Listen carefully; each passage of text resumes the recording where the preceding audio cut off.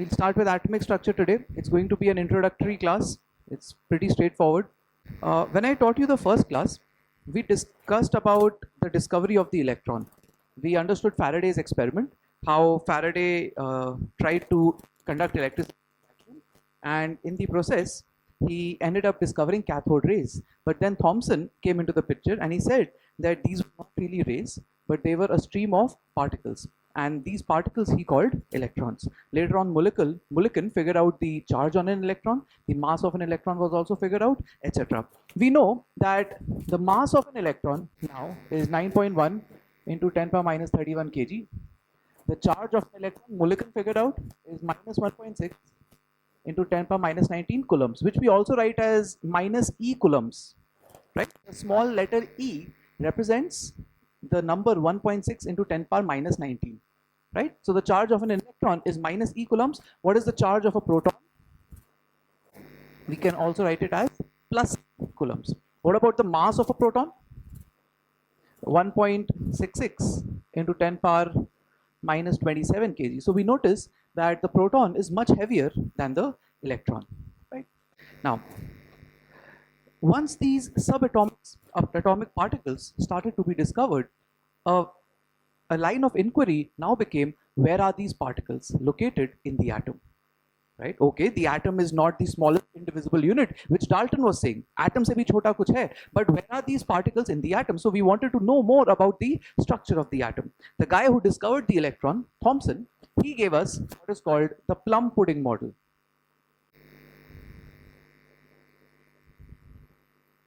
Right? What did he say? Jaldi, yaar. Thomson gave us the plum pudding model. Now, in the plum pudding model, Thomson said, J.J. Thomson, he said that the atom is a solid entity. Every atom is solid, which we now know is not necessarily true. He said the atom is solid and it is made up of positive charge. The atom is solid and positively charged, and inside this atom, like pieces of fruit, what do we have here? Electrons. Yes, cake mein fruit pieces, right? He imagined the atom to be a sphere, a solid hard sphere, which is positively charged, and the atoms to be like pieces of fruit, this cake. Right? These are the electrons. The electrons to be pieces of fruit. But of course, this was quickly proven wrong by another scientist. The scientist we are talking about is the very famous Rutherford. And he conducted what is called Rutherford's gold foil experiment. Very interesting experiment. Rutherford's gold foil experiment. Now, Rutherford used the fact that metals are malleable. What does malleability mean? That metals can be flattened out into sheets, right? So he tried to make a really, really thin sheet of gold. Right? He took a gold foil, so thin that it could be a foil. This is the gold foil, and its thickness is 0.0004 centimeter, right? A really thin sheet. What was he trying to do? He was trying to attain such a thin sheet of gold that he would have essentially a layer of atoms. Right? He would have one layer of atoms. That was what he was trying to do. So if you were to look at this gold foil from here, right? It is a, let's say a square gold foil. If you were to look at it from here, what would you see? You would see something like this. One layer of atoms. Of course, you can't see the atoms. You can't see the atoms, but you imagine that there is one layer of atoms like this. Right? You have one layer of atoms. Now Rutherford, he used a radioactive material. He put the radioactive material in a lead box, and this radioactive material is over here. You can use polonium, or you could use radium, right? Polonium or radium. What is the job of these radioactive materials?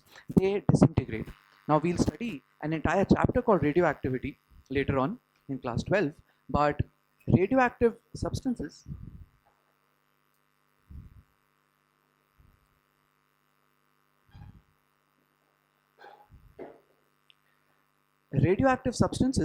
have the property that they spontaneously decompose.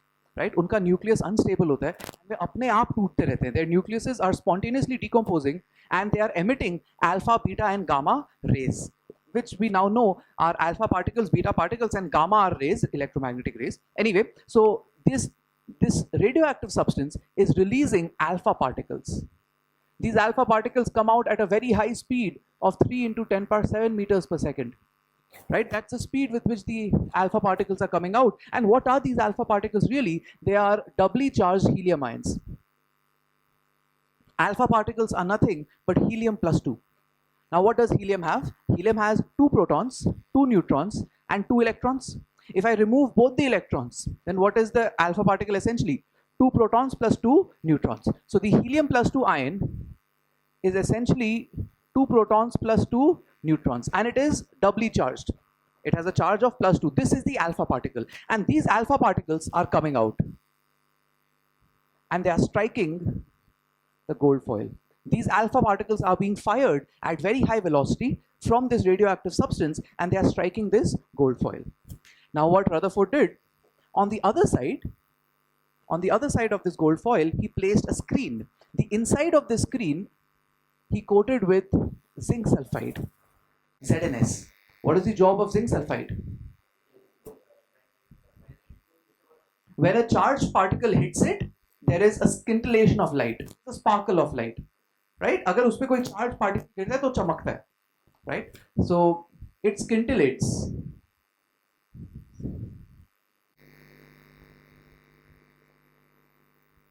It scintillates when charged particle falls on it. Zinc sulfide has the property that it scintillates when a charged particle falls on it. So these alpha particles are being fired at this really, really thin gold foil, which I hope is a layer of gold atoms, and I am observing the scintillation of light. Now, very, very important. What did Rutherford observe, and what can you understand from that observation?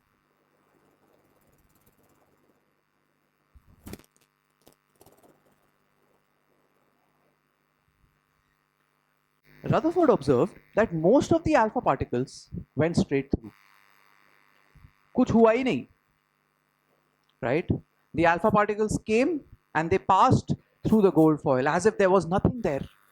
It encountered no obstruction, it just went straight through. The first observation, most of the alpha particles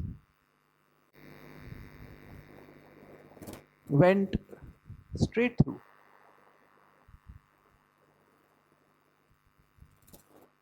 Now, if most of the alpha particles went straight through, what does it tell you about the atom? The atom is empty. The atom is empty. It encountered no obstruction. It encountered nothing. So it just went straight through, right? So the inference is most of the atom is empty. Most of the atom is empty. Yes, it's a logical inference, right? If the alpha particles, it's like, you throw a ball at this sheet, and it just goes straight through. You throw another ball, it goes straight through. You throw another ball, these balls keep going straight through. No matter how many balls you're throwing, they just keep going straight through the foil, which means usko raste mein koi bhi obstruction nahi mil raha na. वो बस निकल जा रहा है. That's what's happening. The atom is almost empty because you have essentially a layer of atoms. The gold foil is really, really thin, right? But this was not the only observation. He noticed that some alpha particles got deflected, like this.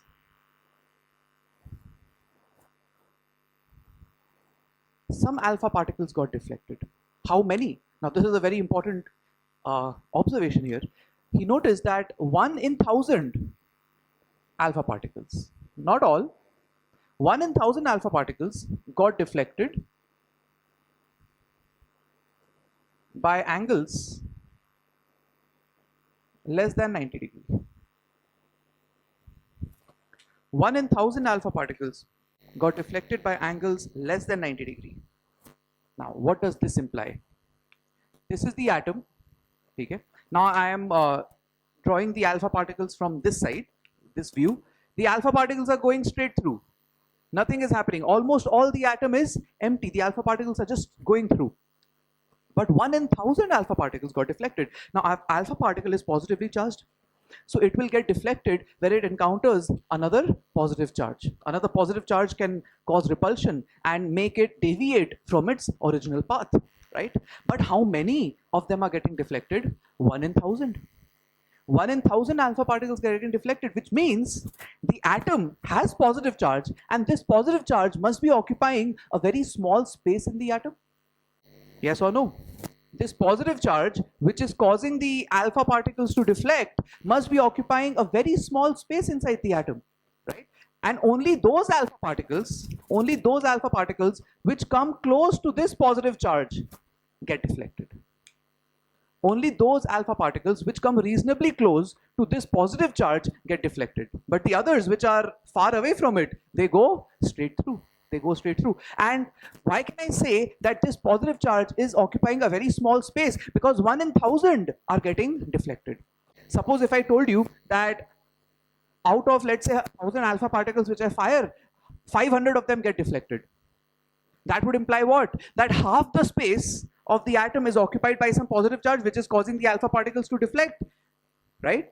And the other half is empty, because of which it is going straight through. But how many are getting deflected? 1 in 1,000.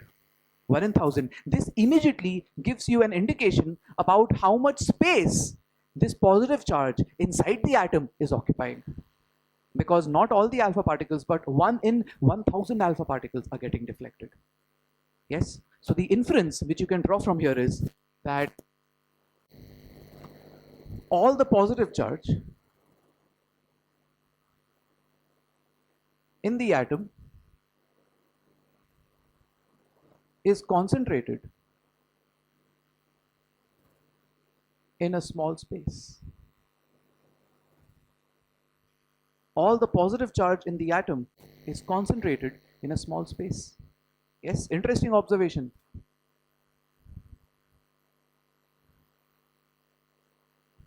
All the positive charge in the atom is concentrated in a small space. Isliye 1 in 1,000 are getting deflected. Now, one of Rutherford's assistants, his name was Chadwick. Have you heard of Chadwick? James Chadwick. What did he discover? He discovered the neutron, yes. Right? He went on further to discover the neutron. So he was Rutherford's assistant during this experiment. This experiment is in the year 1905. Right? 114 साल पहले आज से.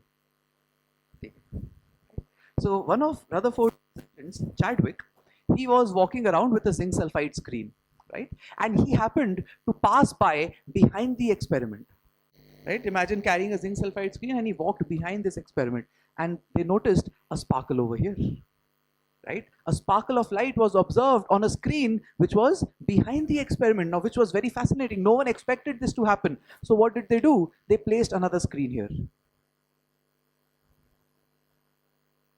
They placed another zinc sulfide screen behind the experiment, and scintillation of light started to appear as well, here as well. But this was even less frequent. Right? This was even less frequent. How many? How many? 1 in 20,000 alpha particles deflected back.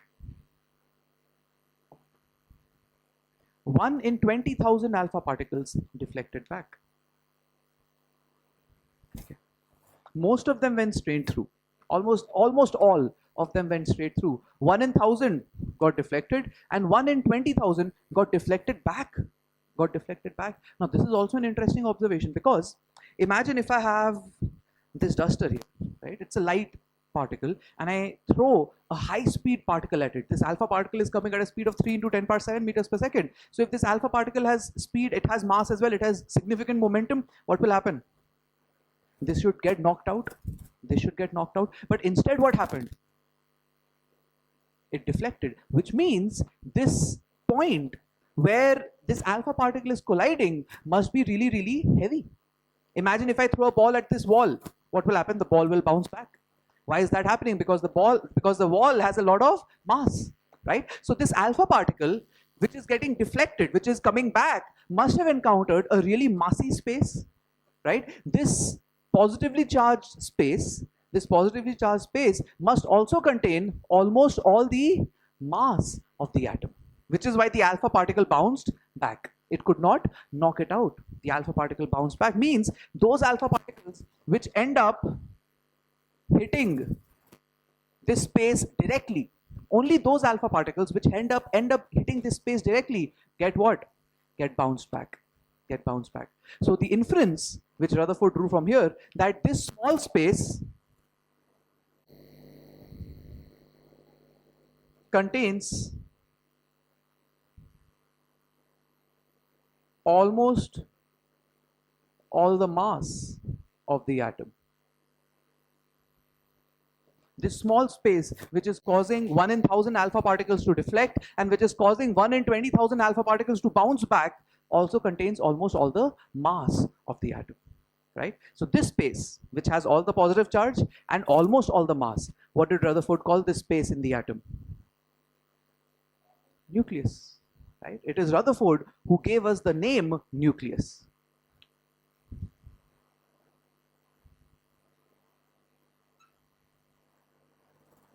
Right?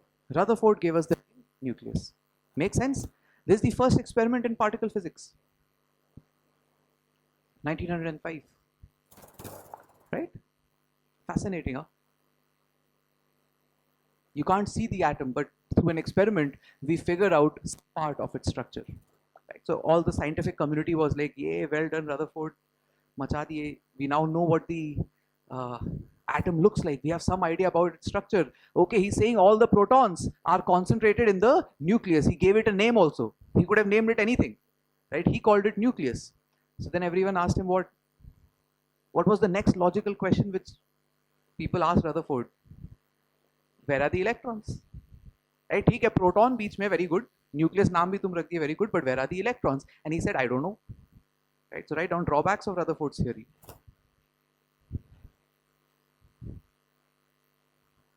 Drawback of Rutherford's model. First, he could not explain the stability of the atom.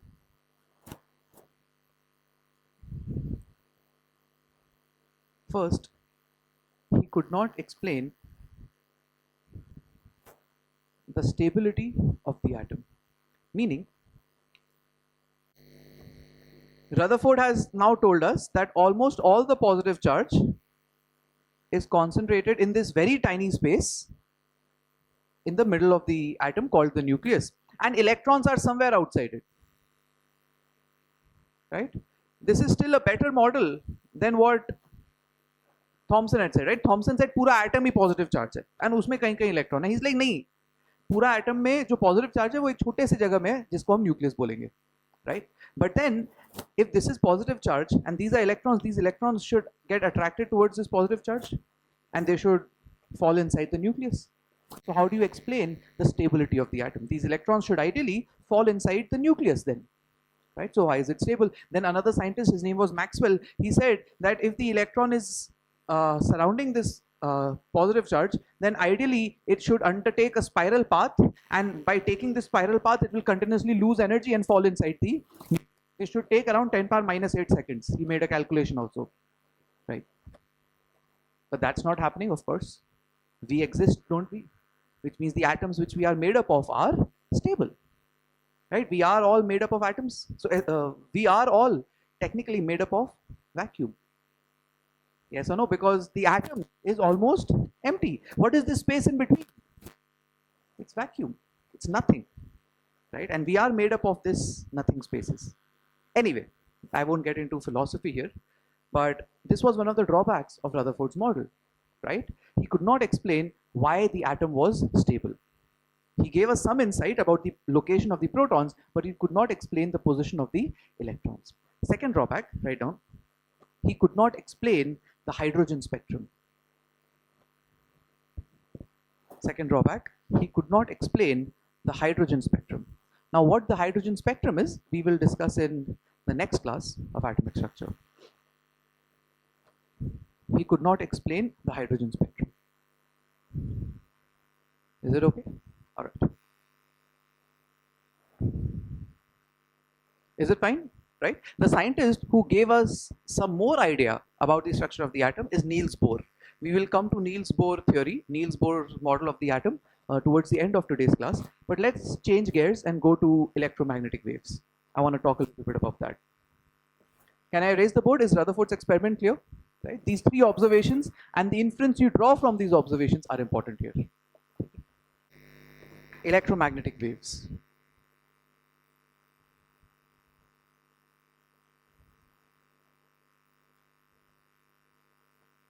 Electromagnetic waves are those which have perpendicular electrical and magnetic fields, right? If there is an electric field like this, let's say, and there's a magnetic field in this direction, then the direction of propagation of the wave is in the direction perpendicular to both these fields. I'm sure the 12 pass students can know this from class 12 physics, right? If I have an electromagnetic wave, then if this is the electrical field, if this is the magnetic field in this direction, then the direction of propagation of the wave will be like this. Right, the direction of propagation of the wave is perpendicular to the direction of the electrical and magnetic fields. Anyway, 11 students will study this in class 12 physics, but some characteristics of waves. Electromagnetic waves have a fixed velocity or speed. Right, what is the speed of an electromagnetic wave? Yes, the speed of an electromagnetic wave is 3 into 10 to the power 8 meters per second, speed of light, right? I'm sure all of you know this, 3 into 10 power 8 meter per second. Now, some characteristics of waves are, the first characteristic is wavelength. What is wavelength?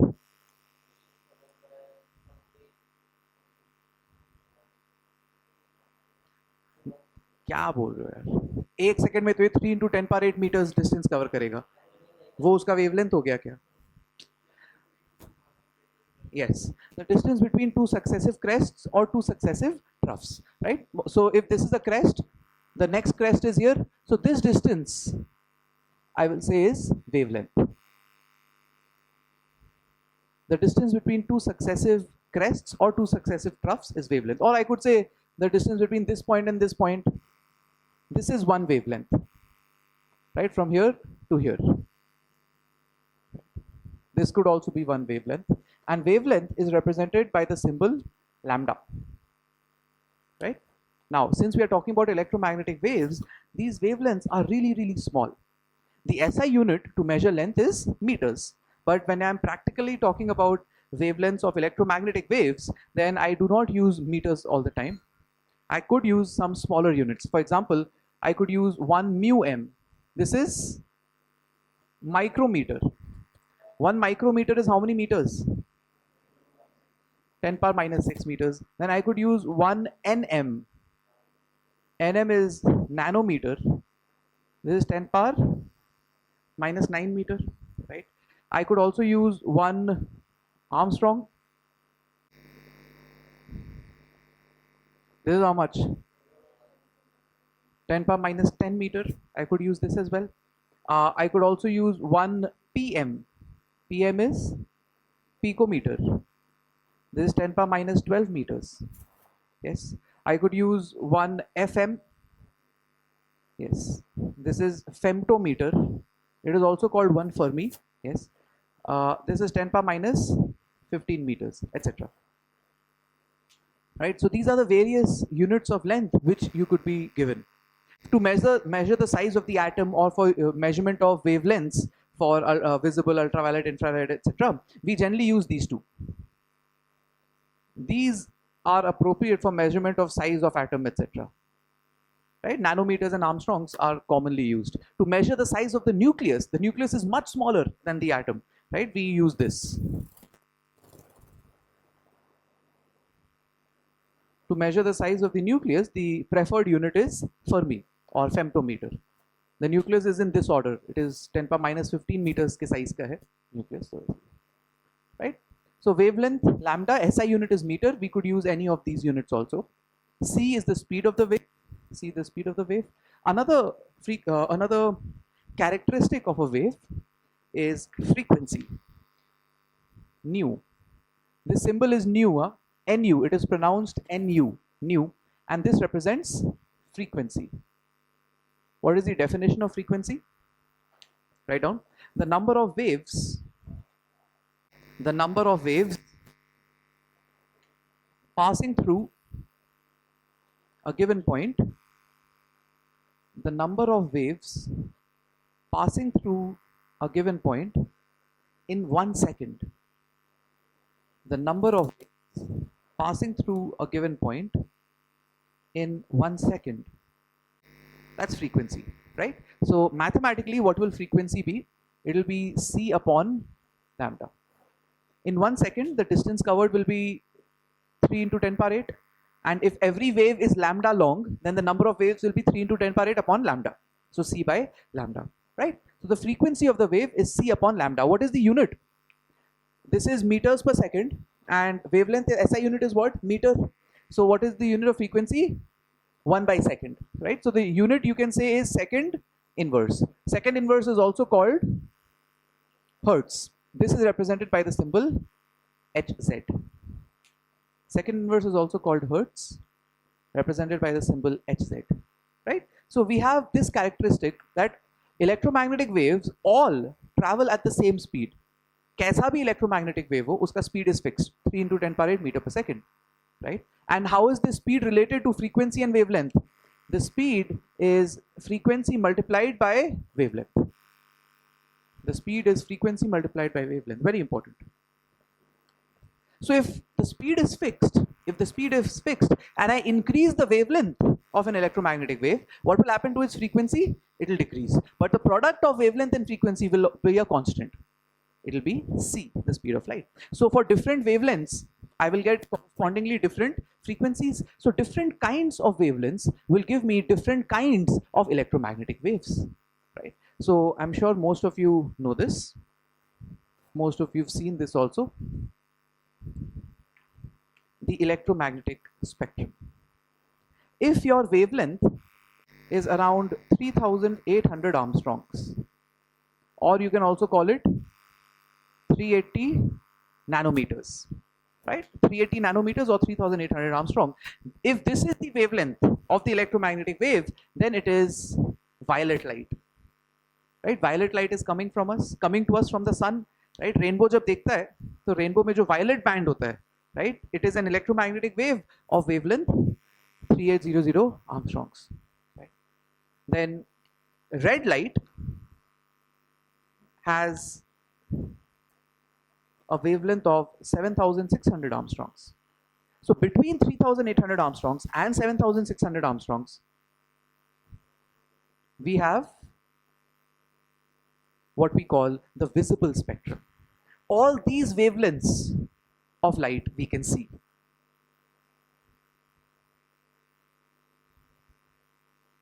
All these wavelengths of light we can see. Yes.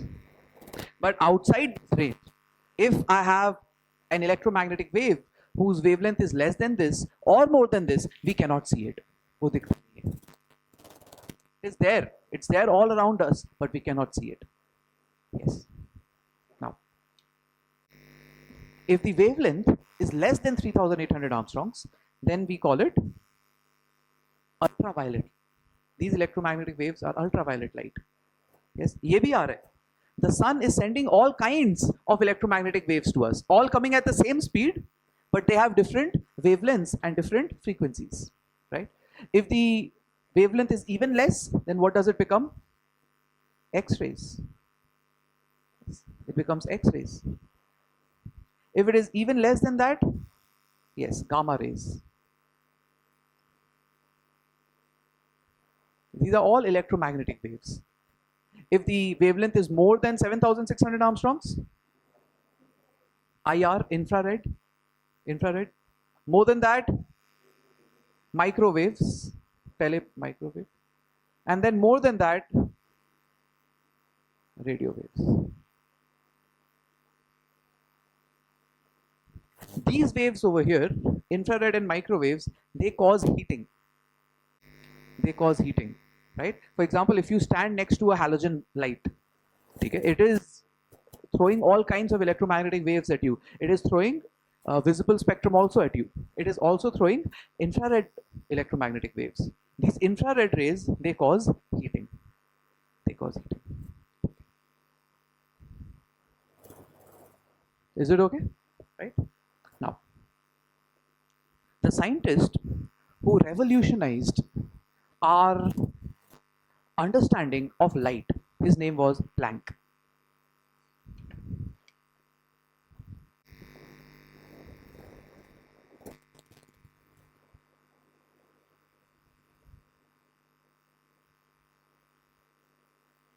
His name was Planck, right?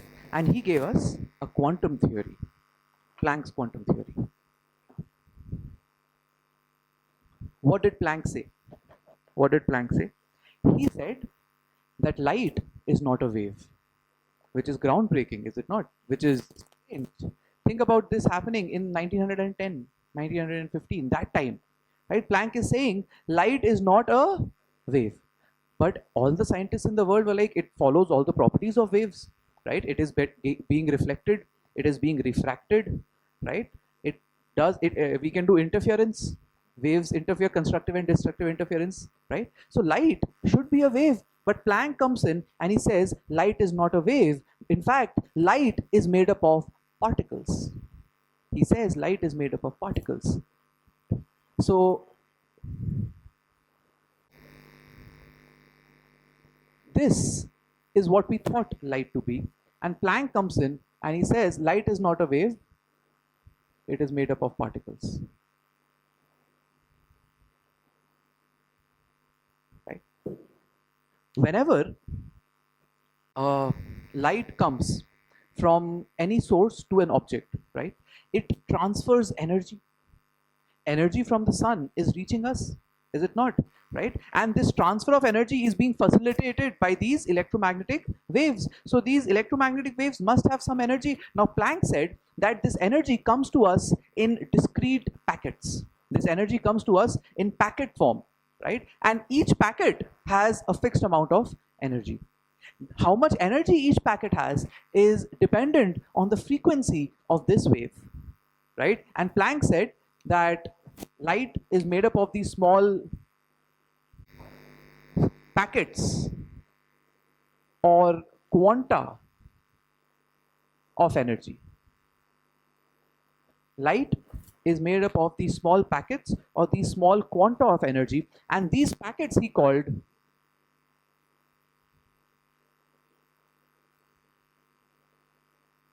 photons. He said light is made up of these small packets or these small quanta of energy, which he called photons, right? And he said that the energy of each photon, which makes up the whole electromagnetic wave, is directly proportional to the frequency. The energy of each photon is directly proportional to the frequency of light, which means as I move from left to right in this electromagnetic spectrum, I can see that wavelength is increasing from left to right. So from left to right, what can I say is happening to frequency nu? Frequency nu is decreasing, because अगर wavelength बढ़ेगा तो frequency को कम होना ही पड़ेगा. Only then the product will be a constant. So as we move from left to right, frequency decreases. So high frequency waves are what? Gamma rays and X-rays are high frequency, and infrared radio waves are low frequency. So if the energy is directly proportional to frequency, one photon of gamma ray versus one photon of microwave, which will have higher energy? Gamma.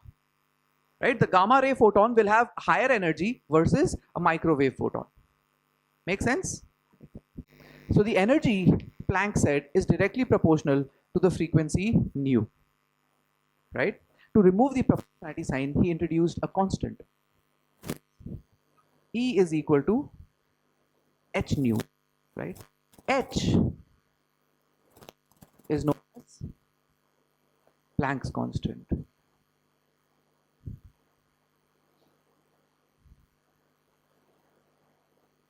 And it has a value 6.626 into 10 joule second. The unit of Planck's constant is joule into second, because how do we measure frequency? 1 by second, right? So joule second into 1 by second, second will cancel. What will I be left with? Joules, which will be the unit of energy, right? So Planck's constant is 6.626 into 10 power minus 34 joule second. Yes. This is the energy of what? This is the energy of one single photon, right? The frequency can also be written as c by lambda. So I have another expression. H nu can also be written as hc by lambda.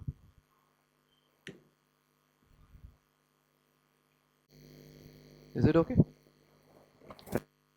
So Planck said that light is made up of particles.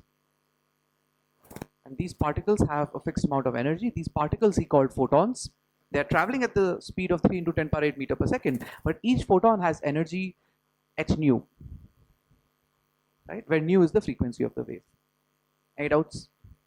Right? He gave certain experiments. He did certain experiments to prove this also. But then there were other scientists who were like doing experiments which proved the wave nature of light. And then some scientists were doing experiments which proved the particle nature of light. We'll be doing that one experiment today. We'll be understanding one experiment today, photoelectric effect. Right? It confirms the particle nature of light. Right? So we will be studying that as well. But there was a big debate. कि particle है कि wave है, particle है कि wave है, and then Heisenberg came and solved this debate. He said it's both. It's both. It is particle. It is also right. So the dual nature of particles was understood. The wave particle duality light was understood. So we'll do that also in later classes. We'll understand how Heisenberg did that.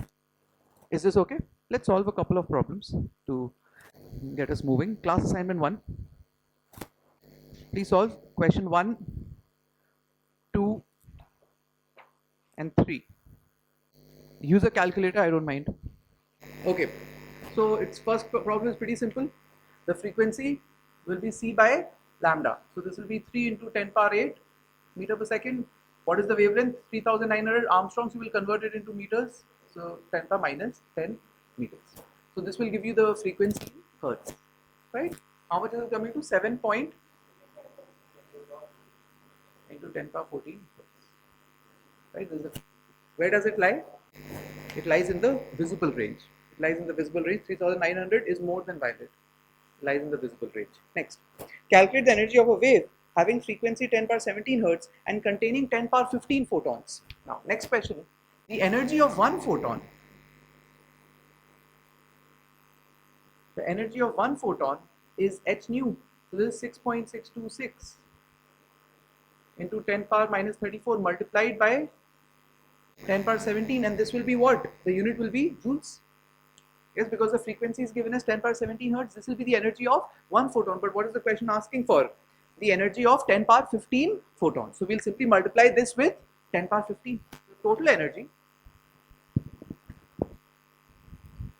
The total energy will be 6.626 into 10 power minus 34 into 10 power 17 multiplied by 10 power 15. So this I think comes to 0.066 joules. Right? 6.6 into 10 power minus 2. So that's 0.066 joules. That's the energy of this wave. One photon is h nu. So 10 power 15, 14, you simply multiply with that. Next, problem 3. Calculate the number of photons emitted by a 100-watt bulb in 5 seconds if the wavelength being emitted is 5000 Armstrongs. Now, the power of the bulb is 100 watts, right? And for how long is the bulb operating? 5 seconds. Time is 5 seconds. So how much energy has the bulb emitted total? 500 joules. Power into time is the energy. So 500 joules is the total energy emitted, right? What is the energy of one photon? hc by lambda. Lambda is given to us. How much? 5000 Armstrongs. So the total energy emitted is 500. The energy of one single photon is this much. So how many photons will be emitted? 500 upon this. Yes or no? That will be the answer. So number of photons emitted is simply 500 upon hc by lambda. Just put in the values. You'll get the answer. H you know. 6.6 to 600 minus 34. C you know, that's the speed of light. Lambda is given 5000 Armstrong. So you'll get number of photons. Okay. Straightforward, easy. Okay. Now next, I want to talk about force fields. Now class 12 students will find it very easy. but जो 11 के बच्चे हैं यहाँ पे, they will have a little difficulty. So what I'll do is, I will correlate this force field to another force field, so you'll be able to compare better.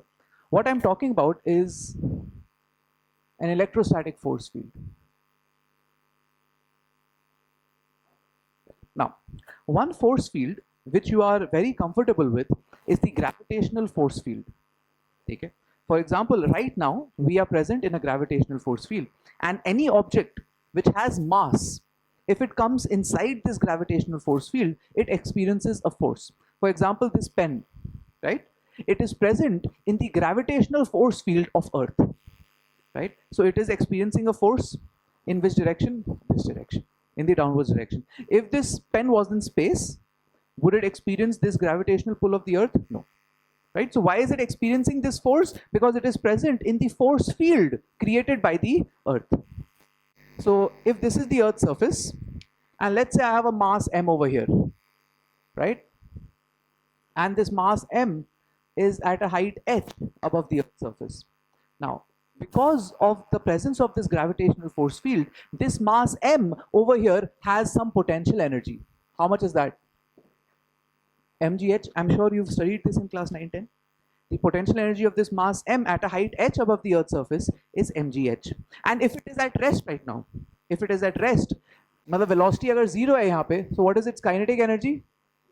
Zero. So this mass m at a height h above the Earth at rest right now has potential energy mgh and kinetic energy zero. Now if I release this mass m and it falls to the ground, at this instant, how much is its potential energy? Zero. Let's say this mgh was equal to 10 joules. At this instant, what will be its kinetic energy? 10 joules. Yes. The total energy has remained constant. The total energy has remained constant, and this is the property of a conservative force field. Now, what are conservative force fields? Again, Varun sir will teach you this in class 12. But the property of a conservative force field is that the total energy remains constant. It changes form. It can interchange between potential and kinetic, but the total energy remains constant. That's a conservative force field, right? So this you are very used to. What we are talking about is an electrostatic force field now. If I have, let's say, a positive charge, right? Because of this positive charge, an electrostatic force field is created. I represent that force field with the help of electric lines of force. Again, how to draw these electric lines of force, what shaped objects will have what kind of electric lines of force, all of this is class 12 electrostatics, Varun sir will teach. But this positive charge creates a force field around itself. And if another charged particle enters this force field, it will experience a force. Just like a mass entering the gravitational force field of Earth experiences a force, a charged particle entering this electrostatic force field will also experience a force. Now, if it is a positive charge, then it will experience a force in the outward direction, away from this positive charge, because like charges will repel. And if it is a negative charge, then it will experience a force towards the positive charge, because opposite charges attract. Like charges repel and opposite charges attract. But if I have, let's say, a neutral particle over here, if I place a neutron in this electrostatic force field, what will happen to it? Nothing. It will not experience any force due to this electrostatic force field, right? So in order to experience a force in an electrostatic force field, what is required? Charge. The particle must have charge, only then it can experience this force. Now, how much is this force? This was given to us by Coulomb. If I have, let's say, two charged particles, Q1 and Q2. ठीक है, आज का class में मैं काफ़ी सारा physics का भी कॉन्सेप्ट यूज करना होगा, मैथ्स का भी काफ़ी कॉन्सेप्ट यूज करना होगा, which is there in your syllabus, but you haven't been taught that right now, so you know it will happen later, don't worry about it. If I have two charged particles where the charges are Q1 and Q2, and if they are separated by a distance r, let's say, then Coulomb's law, what does Coulomb state? The scientist Coulomb, he says that the force of interaction, now this interaction force could be repulsion or attraction, that depends on the charges Q1 and Q2. If they are the same charge, it will be repulsion. If they are charges, it will be attraction. So this force is directly proportional to the product of the charges. The force of interaction between charges q1 and q2 is directly proportional to the product of the charges, right? And this force is inversely proportional to square of the distance between these charges. This force is inversely proportional to square of the distance. So we get that this force is proportional to q1 q2 upon r square. If I remove the proportionality sign, I have to introduce a constant. This constant is capital K.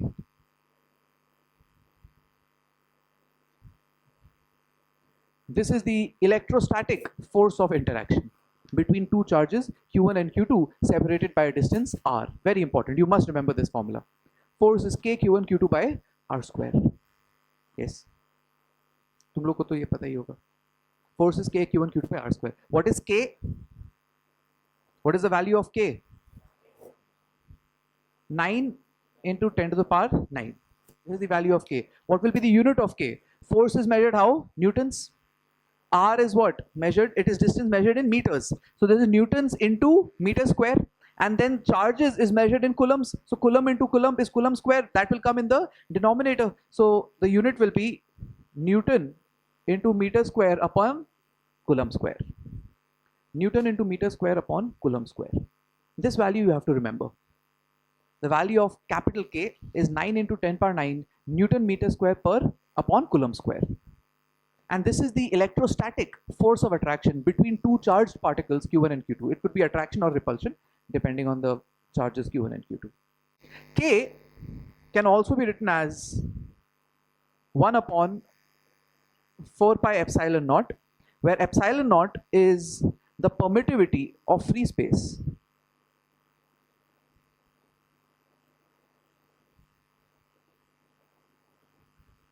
Epsilon naught is the permittivity of free space. Again, now I will leave this to Varun sir to teach you in class 12. Right? If we don't have free space, if I have some another medium through which this force is acting, then the dielectric constant of that medium needs to be incorporated, and all of those things is class 12 physics. That's not for our thing right now.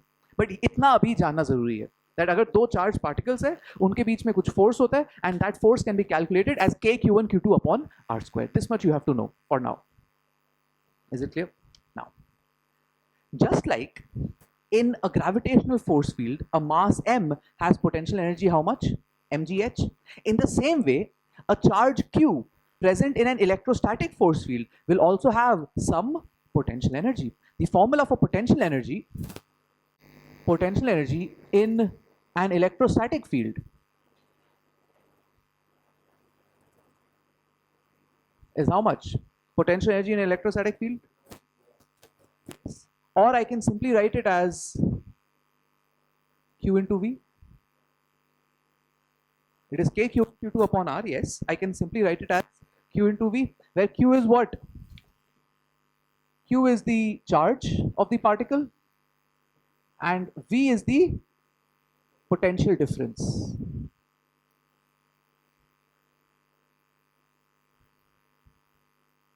Q is the charge of the particle and v is the potential difference. How do we measure charge? Charge is measured in coulombs. And how is potential difference measured in volts? Coulomb into volt is also joule. Coulomb into volt is also joule. Since we are measuring energy, potential energy, it is joules. Right? So this is how we measure potential energy in an electrostatic force field. And now let me draw the analogy, which will help us solve many, many problems.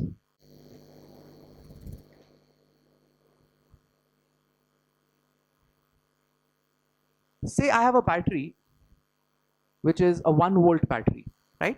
This is the positively charged plate, and this is the negative charged plate. So because of the battery, the potential difference between these two plates is how much? 1 volt. That potential difference is being created by this battery. And over here, I place my electron. Over here, I place my electron. Now, understand the parallel here. I have my mass m here, right? If I release this mass m, what will happen? It will accelerate towards the earth. I have an electron here towards the negatively charged plate. And what do I have in front of it? A positively charged plate. So if I release this electron, what will happen to this electron as well? It will accelerate towards this positively charged plate. Yes or no? Right? Which means this electron right now has some potential energy, which is why it is accelerating towards the positive charged plate, just like this mass m has potential energy. That is why it is accelerating towards the ground. How much is the potential energy of the electron over here? Its charge is how much? 1 into 10 power minus 19 coulombs. This is the charge into what is the potential difference? 1 volt. The potential difference is 1 volt into 1 volts. This becomes 1.6 into 10 power minus 19. How much? Joules. This is 1.6 into 10 power minus 19 joules. What is the kinetic energy? If this electron is at rest, then the kinetic energy is 0. Now, if I release this electron and this electron falls, or rather runs, accelerates to this point here, right? Just before it is about to touch the positively charged plate, how much is the potential energy now? 0. It has reached the positive plate. Now its potential energy is 0. How much will be the kinetic energy of this electron? 1.6 into 10 power minus 19 joule.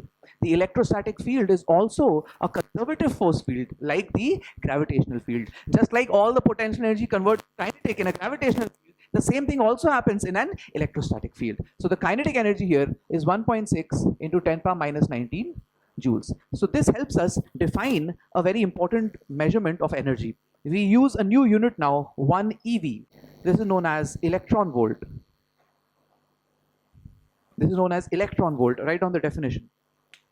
Write down the definition for 1 electron volt. The kinetic energy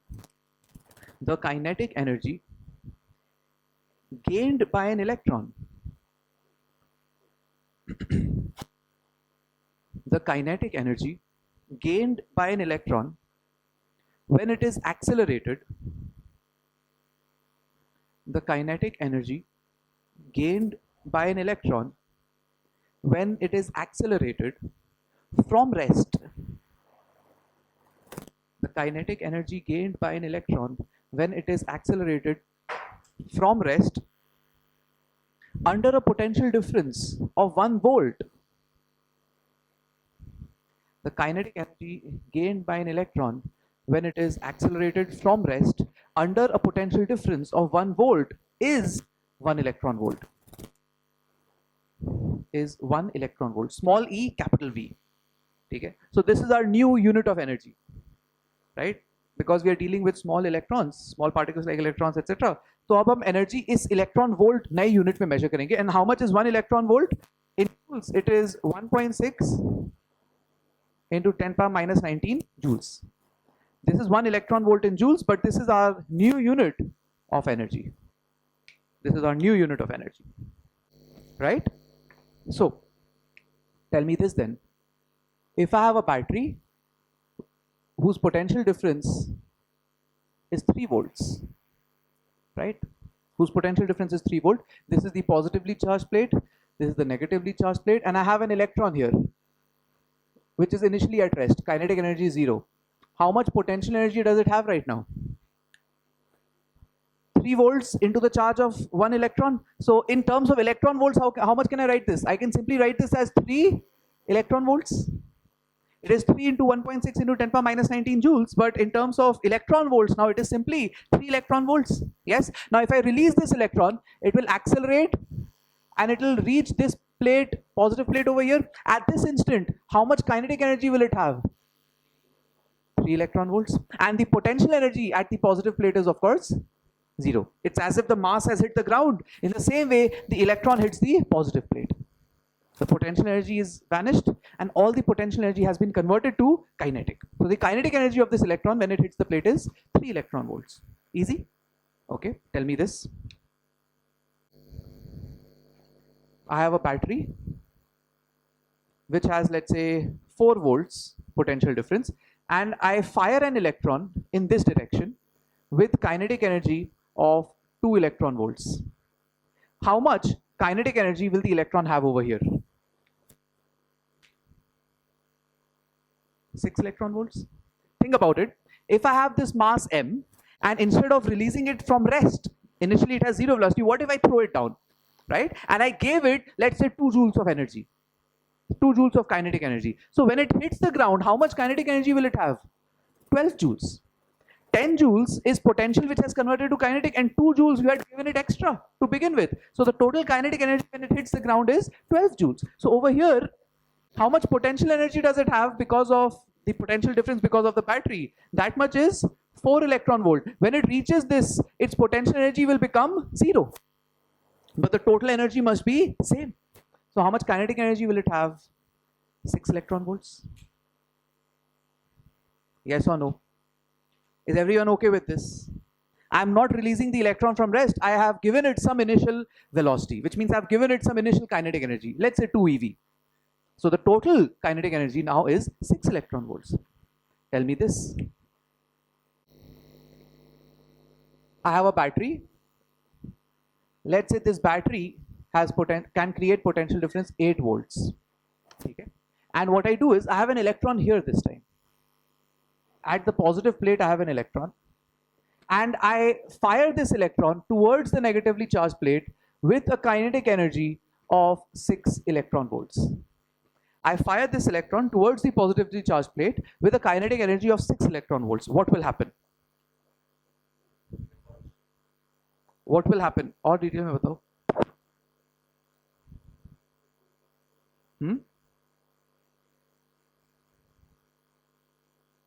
What will happen? Think about it in over here.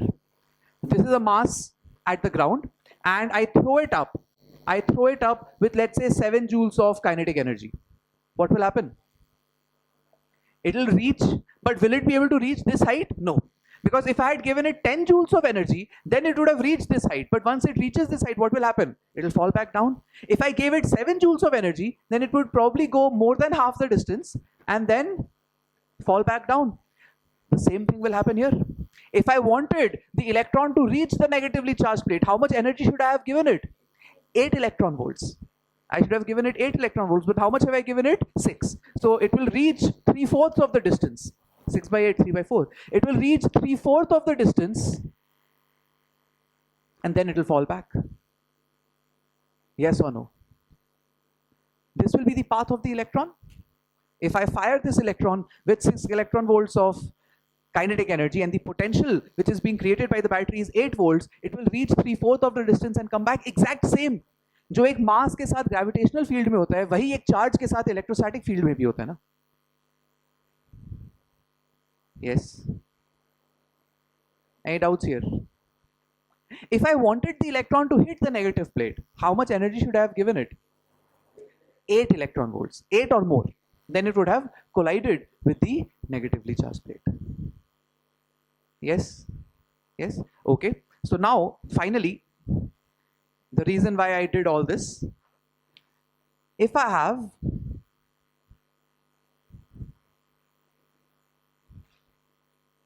electrons coming out of a plate with a kinetic energy, let's say, of 5 electron volts, okay? And I have a negatively charged plate, positively charged plate, negative, sorry. If I have a negatively charged plate here, the electrons which are coming towards this plate will face a repulsion. Because there's a negatively charged plate, they will face some repulsion. What should be the potential at this plate to ensure that the electrons don't touch it?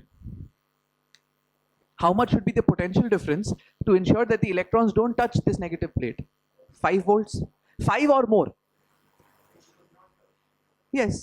अगर 5 से कम हुआ तो touch होएगा. अब से यहाँ पे suppose मैं 10 इलेक्ट्रॉन वोल्ट दे दिया तो क्या हो जाएगा? Then it will touch. Right? So how much should the battery be? In this case, the battery should be 6 or more. So how much should this battery be? 5 or more. So this potential, which can stop the electrons from touching the plate, is called the stopping potential. Okay? Write down the definition, please.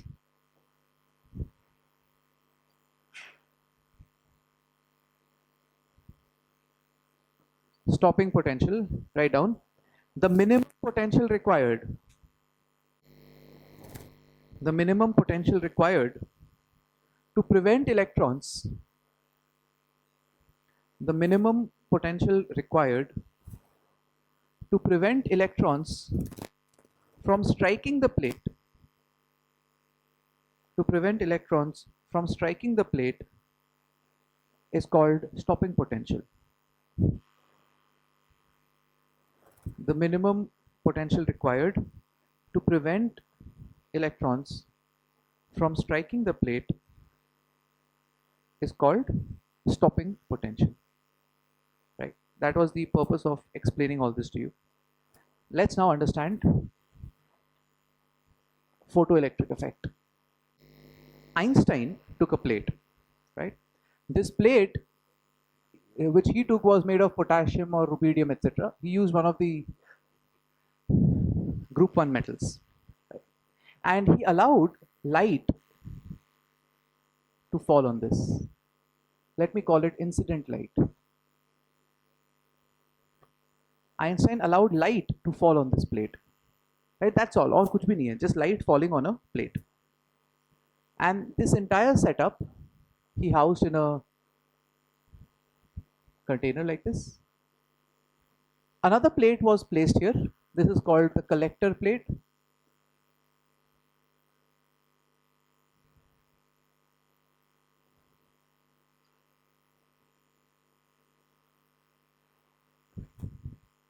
And the circuit was closed. बस join कर दिया दोनों plates को with a wire. And he put a bulb over here. And he noticed that the bulb started to glow. The bulb started to glow.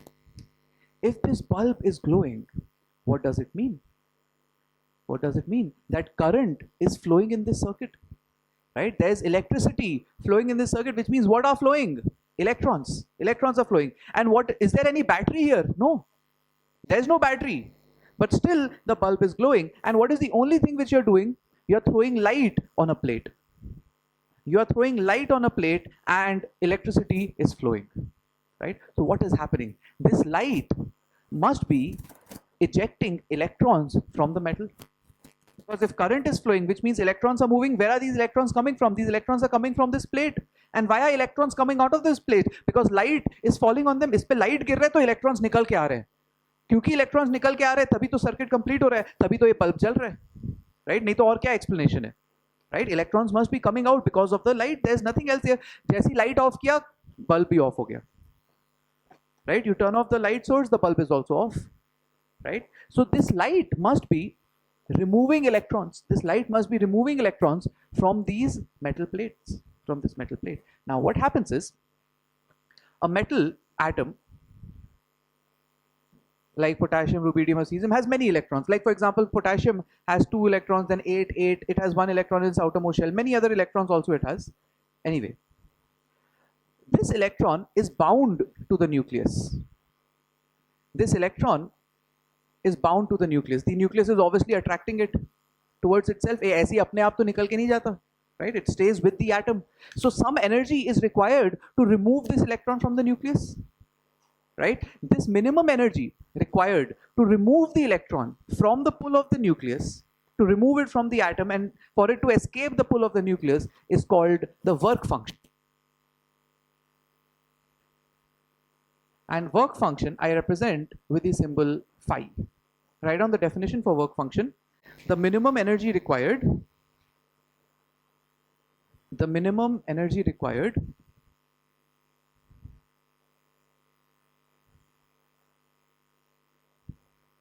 the minimum energy required to remove an electron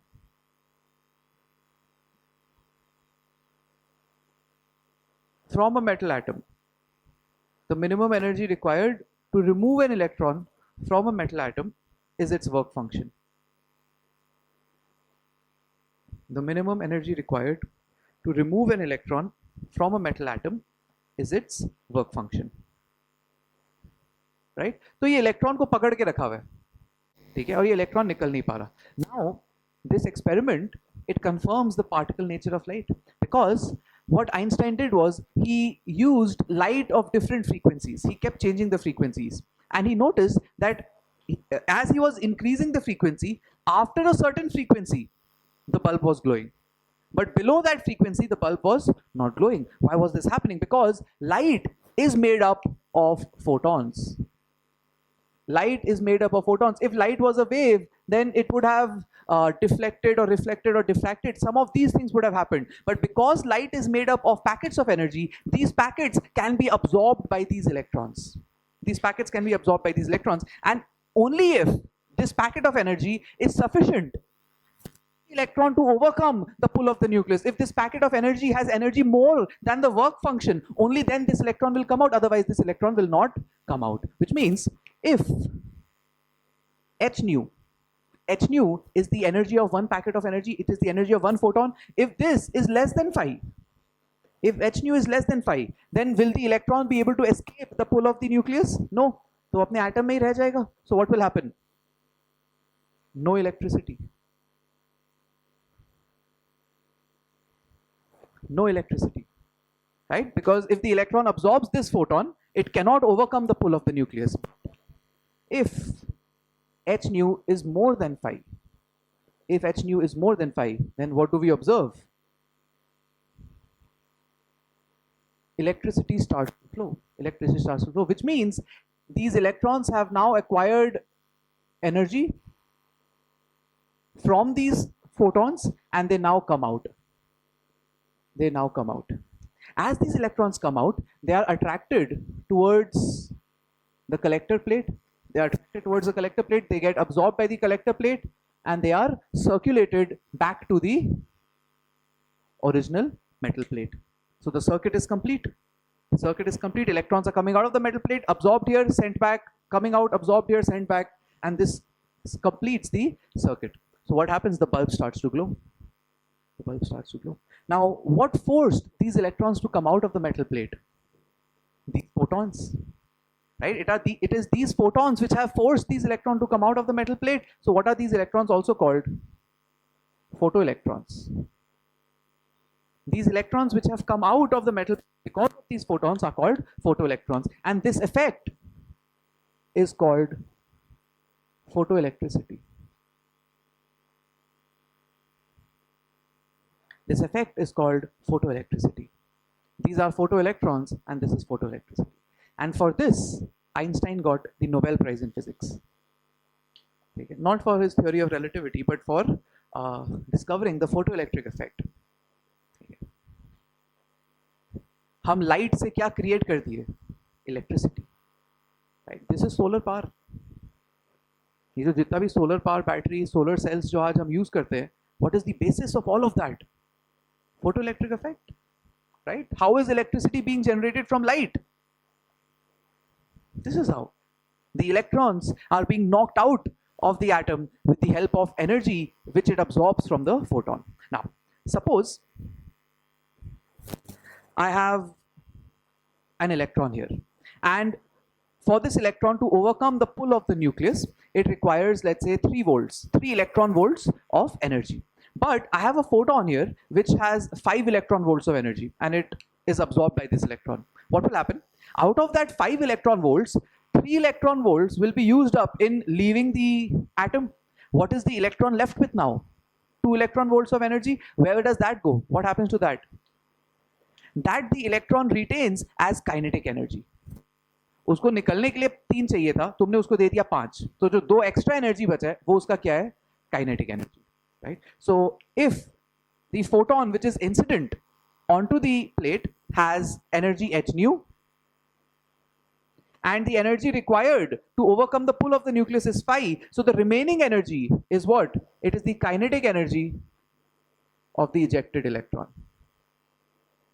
You gave it h nu amount of energy, phi was required to overcome the pull of the nucleus to leave the atom, so the remaining becomes kinetic of the electron. Now, I will write this as Ke max is equal to h nu minus phi, and now this phi I will also write in another way. See, suppose my frequency is low, and that photons are falling onto the metal plate. What will happen? The electrons will not be able to come out because you have not given them enough energy for it to be able to leave the atom. But at a certain frequency, the electrons will just come out. Suppose 3 electron volt चाहिए छोड़ने के लिए, and तुम्हारा जो photon है वो भी 3 electron volt energy का ही है. Suppose it has exactly the amount of energy required for the electron to leave the atom, which means how much kinetic energy does it come out with? 0. This frequency, which can just eject the electron from the atom, is called threshold frequency. And threshold frequency is represented by the symbol nu naught. Threshold frequency is represented by nu naught. इसका definition लिख लो. The minimum frequency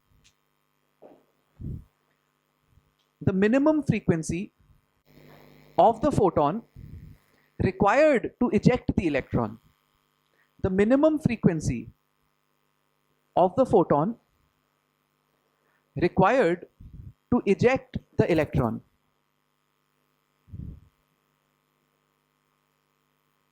The minimum frequency of the photon required to eject the electron is threshold frequency. मतलब इतना energy चाहिए. So what can I say? I can say h nu naught is the minimum frequency, is the energy of the photon, which will just eject the electron. This will be equal to how much? Phi. This will be equal to the work function. So this formula I can write as Ke max is h nu minus h nu naught, which is h into nu minus nu naught. Now you might be wondering, this is very important, why I have used the term Ke max. Why just not kinetic energy? I have used the term kinetic energy max. Let's understand why. These photons are falling on this metal plate, right? Now this metal plate has certain thickness, right? And there are atoms everywhere. ये एक atom है, यहाँ atom है, अंदर में भी atoms है, right? Which have electrons, etc. There are many atoms which have made up this metal plate, and photons are falling on it. Now let's say a photon falls on this atom. The electron absorbs this photon, and let's say the h nu, the kinetic energy of the photon, is 7 electron volts, and let's say the work function is 4 electron volts, right? So when this electron leaves the atom, how much kinetic energy will it have? 3 electron volts. So it comes out with kinetic energy of 3 electron volts. But what about this electron? Let's say this electron. This electron absorbs the photon. It has now 7 electron volts of energy. 4 electron volts it spends to overcome the pull of the nucleus, and it comes out with how much? It comes out with 3, right? Kinetic energy will be 3. But this electron make its way up to the surface. ये कहाँ eject हुआ है? ये surface के नीचे थोड़ा eject हुआ है, right? So by the time it reaches the surface and by the time it leaves the surface, what happens? Some kinetic energy is spent. In reaching to the surface, some kinetic energy is spent. So this could have kinetic energy less than 3 electron volts. Maybe it has kinetic energy 2.5 electron volts. 0.5 energy खर्च हो गया surface तक पहुंचते पहुंचते. This is possible. What if I have this electron? It absorbs the photon. It makes its way, but it reaches only till here and stops. Right? This electron cannot come out. All the 3 electron volts of kinetic energy which it had was used up in reaching to the surface, but it could not come out. So what we observe is, during photoelectric effect, many electrons are coming out, and they have different kinetic energies. But what is the maximum possible kinetic energy with which the electron can come out? 3. Right? उससे ज़्यादा के साथ तो electron नहीं आ सकता ना, क्योंकि तुमने 7 उसको दिया, 4 उसको एटम से निकलने के लिए चाहिए, तो मैक्सिमम 3 से निकल के आ सकता है. The atoms which are at the absolutely top of the surface, they will come out, those electrons will come out with 3 electron volts of energy. But those which are a little inside the surface, they will come out with a little less. So many types of electrons come out during photoelectric effect. Okay? So that is why in this formula, what do I write? Ke max. All the electrons are not coming out with the same kinetic energy. They are coming out with different kinetic energies. The maximum possible is this, h nu minus nu naught. How do I measure this? How do I measure this maximum energy? What is Ke max over here? 3 electron volts. Now many electrons are leaving this metal surface, right? You're throwing light onto this metal surface, which is resulting in electrons coming out, and these electrons are coming out with a maximum kinetic energy of how much? 3 electron volts. I place a metal plate here. What should be the potential difference so that these electrons don't touch this metal plate? 3 volts. Should it not be 3 volts? What will be the stopping potential? Stopping potential will be 3 volts. This I can practically measure, right? Because I can keep increasing the voltage till I make sure that the electrons are not being able to touch. Suppose यहाँ पे potential difference मैं 2 volt create करके रखा हूँ. तो electron आएगा और भिड़ जाएगा। तो मैं थोड़ा और पोटेंशियल बढ़ाता हूँ 2.5, अभी भी कुछ कुछ इलेक्ट्रॉन्स भिड़ रहे हैं, सारे नहीं भिड़ रहे, बट जो फास्टेस्ट इलेक्ट्रॉन्स है वो तो भिड़ पा रहे हैं, right? I increase it to 3 and I now realize that now no electron is being able to touch my plate, right? Which means the stopping potential is 3 volts, which means what is the maximum kinetic energy they must have been coming out with? 3 electron volts. So using that experiment, I can calculate Ke max. I can calculate Ke max. So I can also write Ke max will be equal to E into V. This will be E into V, where V is what? Stopping potential.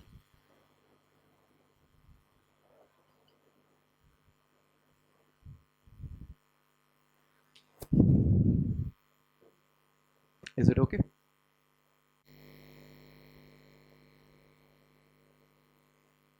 इसके ऊपर कई बार questions में graphs दिया रहता है, right? You could be given graphs in this question. So y equal to mx plus c, I hope you know, is a equation of a straight line. M is the slope, c is the intercept, etc. तो कई बार graphical questions आते हैं photoelectric effect पे. When you start solving problems on this chapter, you will encounter some questions like that. So it's a direct application. ज़्यादा कुछ नहीं है. What if I asked you to plot this graph? Graph of kinetic energy versus frequency of incident light. K max, right? What if I asked you to plot this graph? Kinetic energy versus frequency of the incident light. What will this graph be? Suppose this is, let's say, nu naught. This is the threshold frequency, right? If the frequency is less than nu naught, will the electrons come out? No. Then photoelectricity is not possible. There will be no electricity. So there's no kinetic energy of the electron. When the frequency is exactly nu naught, how much kinetic energy does it come out with? 0. And as I keep increasing the frequency, this will happen. This will be the graph. Yes or no? Think about it. Dekho. What graph have I plotted? Ke max is equal to h nu minus h nu naught. This is the y-axis. This is y. What is the x-axis? Nu. The frequency of the incident light is the x-axis. So what is the slope of this line? H. Yes or no? The slope of this line is simply h, Planck's constant. And y equal to mx minus h nu naught. What is h nu naught? What is minus h nu naught? C. mx plus c hota hai. Y equal to mx plus c. So the constant c is minus h nu naught. So if I were to extend this, then this distance is minus h mu naught. Right? So straight line graph hai ye. Yes or no? Why have I drawn this dotted? Because this actually cannot happen. We cannot have electrons coming out with negative kinetic energy. This is where photoelectric effect is taking place. Slope is h. Yes or no? Right? तो कई बार question ऐसा आ जाता है, which of the following graphs represents photoelectric effect? तो ऐसे mark करके questions आ सकते हैं. They might change the question a bit. They might say what will be the graph of stopping potential versus frequency. So yeah, it will be similar, but then the slope will become h by e. The slope will become h by e because stopping potential Ke max is e into v. If the y-axis is v, then you divide throughout by e. Your slope becomes h by e, similar graph. Right? So इसके ऊपर questions बनते हैं. Okay, please solve question 5, question 6 and question 7. Question number 5. For a metal, threshold frequency is 2 into 10 power 15 hertz. A photon having frequency 12 into 10 power 15 hertz collides. Right? So will photoelectric effect take place? Yes, because the incident light has frequency greater than the threshold frequency. So photoelectric effect will take place. Calculate the maximum kinetic energy of the ejected photoelectron. So number 5 is quite simple actually. The Ke max will be h into nu minus nu naught. So 6.626 into 10 power minus 34, that's the value of h. The incident frequency is 12 into 10 power 15 minus the threshold frequency is 2 into 10 power 15. That's all. This will give you the kinetic energy, the max kinetic energy of the ejected photoelectron. I'm sure all of you got this. Straightforward now. Okay. Right. Next. Number 6. This is an important question. Calculate the energy of a wave means when the question says energy of a wave, what they're essentially asking for is the energy of one photon, right? Calculate the energy of a wave having wavelength 1 Armstrong, and they want the energy in electron volts, right? So we know the formula. Energy is what? Hc by lambda. It's h nu, or we can also write it hc by lambda. So this will be how much? This will be 6.626 into 10 power minus 34 into 3 into 10 power 8 upon lambda, which is 1 Armstrong. So 1 into 10 power minus 10 meters. This will be what in? This will be in joules. But if you want the energy in electron volts, you'll have to divide it, right? So this energy, which is hc by lambda, you will have to divide with what? 1.6 into 10 power minus 19. How much did this come to? 1.23 into 10 power 4. This will come to 12400 electron volts. This will come to 12,400 electron volts approximately. This will come to 12,400 electron volts approximately. Now, what I want you to remember here is a trick. Okay. Look at all the data here. It is hc by lambda upon 1.6 into 10 power minus 19. H is a constant. C is also a constant. This 1.6 into 10 power minus 19 is also a fixed number, right? So ये तीनों values तो constant है ना. So what is the only variable here? Lambda. For different wavelengths, we'll have different energy photons, of course. So I can give you a shortcut formula. The energy of a photon in electron volts can be directly calculated as 12400 upon lambda. But what will you have to take the wavelength in?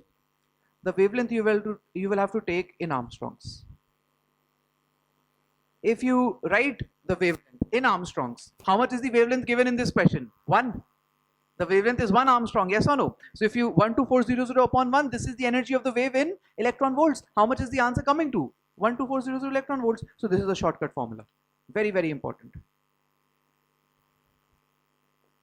Whenever you are given the wavelength of a wave, of an electromagnetic wave, right? And if immediately, quickly want to calculate the energy of a photon in Armstrongs, you can use the shortcut formula, 12400 upon lambda. This will be very helpful. Like in the next problem. Question number 7. Work function of the metal is 2 electron volts. Means phi is how much? 2 electron volts. This is given to us. Now, light of wavelength 310 nanometer falls on the surface. So how much is h nu? How much is the energy of the incident light? Can I not directly calculate it? The energy of the photon, I will use my shortcut, right? 12400 upon lambda. So 12400 upon, what is the wavelength in Armstrongs? The wavelength given to us is 310 nanometers. So in Armstrongs it will be 3100 into 10. 3100. How much does this come to? 4 electron volts. Right? This 4 electron volts. तुमको hc by lambda 1.6 कुछ भी division नहीं करना पड़ा. My shortcut here, right? The incident wave is 310 meters, which is 3100 Armstrongs, which is in ultraviolet region. So it's an ultraviolet light, it's an ultraviolet photon, and it has energy 4 electron volts, right? So if the energy of the incident light is 4, if the work function is 2, then how much is the max kinetic energy? Ke max is 4 minus 2, 2 electron volts. खत्म. एक line में हो गया ना ये problem, तुमको कोई भी कैलकुलेशन नहीं करना पड़ा. That's the benefit of remembering this trick, right? So the max kinetic energy is 2 electron volts. What is the stopping potential therefore? 2 volts, right? Stopping potential is 2 volts.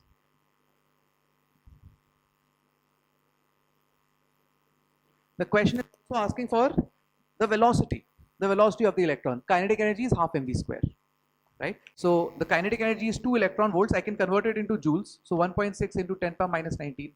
This is the kinetic energy of the electron, 2 into 1.6 into 10 power minus 19. This is in joules, and this must be equal to how much? Half mv square. We know the mass of an electron. In kgs, we know the mass, 9.1 into 10 power minus 31 kg. So this is SI unit, this is also SI unit. When you solve this, you will get the velocity of the electron in what? Meter per second. I have used all SI units. Okay, khatam. But you have to be careful. You have to convert the energy of the electron into joules first. And then you will say kinetic energy is equal to half mv square. You know the mass of an electron. Yes?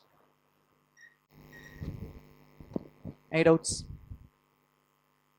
This is photoelectric effect. You should be able to solve all questions on photoelectric effect now. Next. Bohr's model. Let's come back to the structure of the atom. Right? We will not be able to finish Bohr's model today, but at least I want to introduce it and get the basic derivations out of the way. Bohr's atomic model. Write down the postulates of Bohr's theory. First, electrons exist. Electrons exist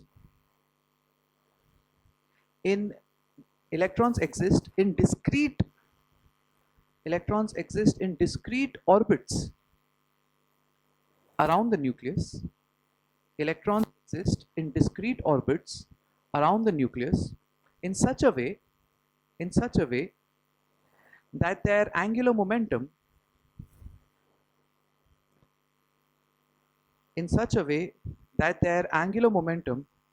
is an integer multiple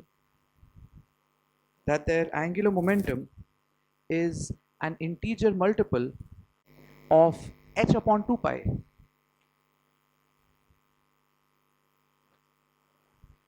Electrons exist in discrete orbits around the nucleus in such a way that their angular momentum is an integer multiple of h upon 2 pi.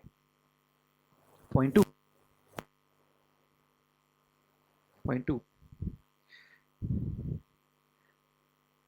When electrons absorb energy,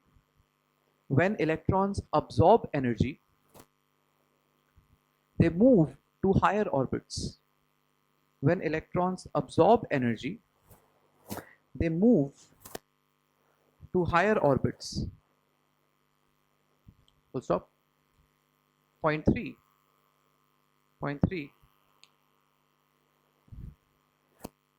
When electrons jump from higher orbit to lower orbits,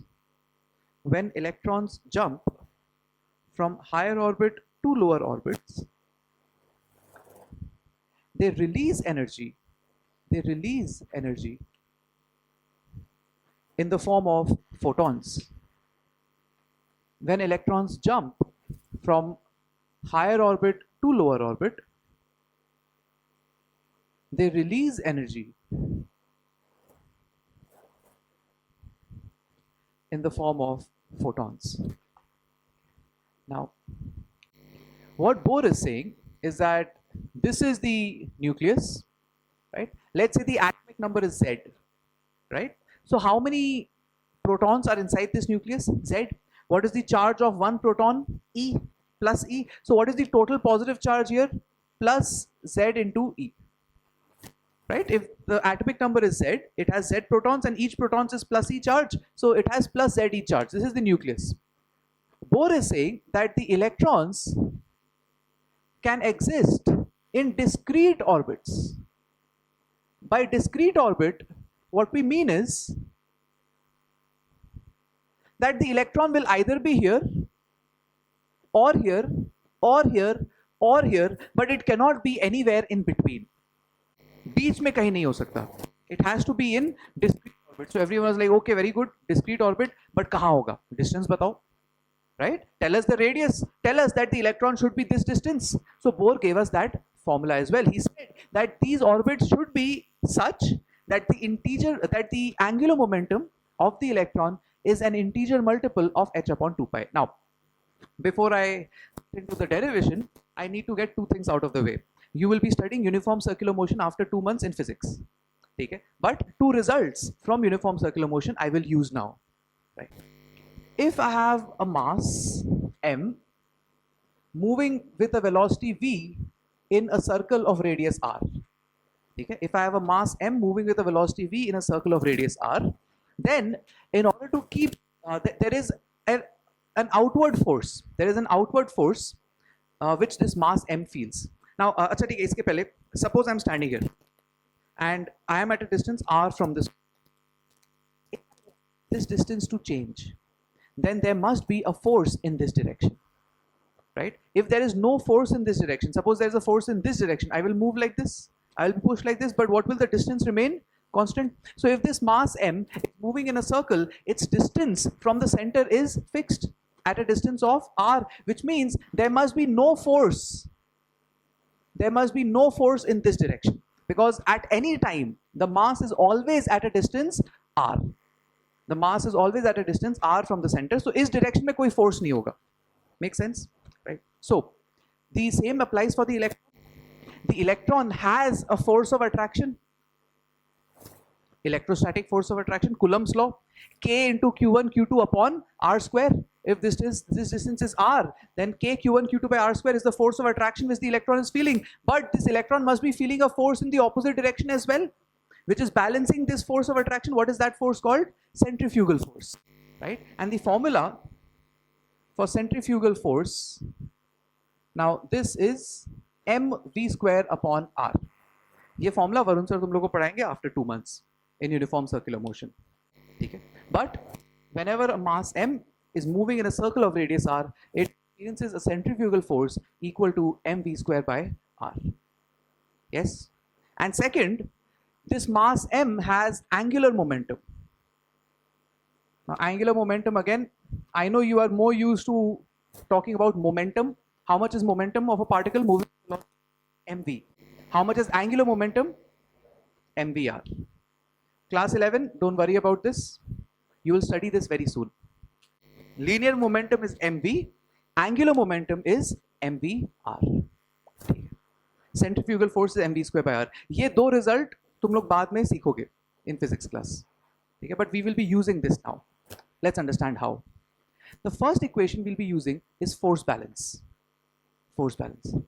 This electron is experiencing an electrostatic force of attraction, right? That is how much? That is k into q1 into q2 upon r square, and this must be equal to what? This must be equal to the centrifugal force, which is mv square by r. So let's put in the values. K into the charge in the nucleus is how much? Ze. How much is the charge of the electron? E. So k q1 into q2 upon r square is equal to mv square by r. This is equation 1. Kze square upon r square is equal to mv square upon r. This is equation 1, right? And the second equation is what Bohr told us. Bohr said that the electron can only be in an orbit where the angular momentum of this electron is an integer multiple of h upon 2 pi. So the second postulate, the second equation, sorry, we will get as mvr, the angular momentum of the electron, is an integer multiple of h upon 2 pi. This is equation number 2. Okay. This n represents what? N represents an integer, and this n is actually the orbit number, right? N equal to 1 is the first orbit where the electron can exist. N equal to 2 is the second orbit. N equal to 3, n equal to 4, and so on. This n here represents the orbit number. So solve, please. You have these two equations. Please derive an expression for r, the radius of the orbit where the electron exists, and v, the velocity of the electron in that orbit. Okay. Please note r will not have any velocity term, and velocity will not have any r term. Please solve the simple algebra. What will be the expression for r and v? Right. So how much did you get the radius? n square h square upon 4 pi square होगा, फिर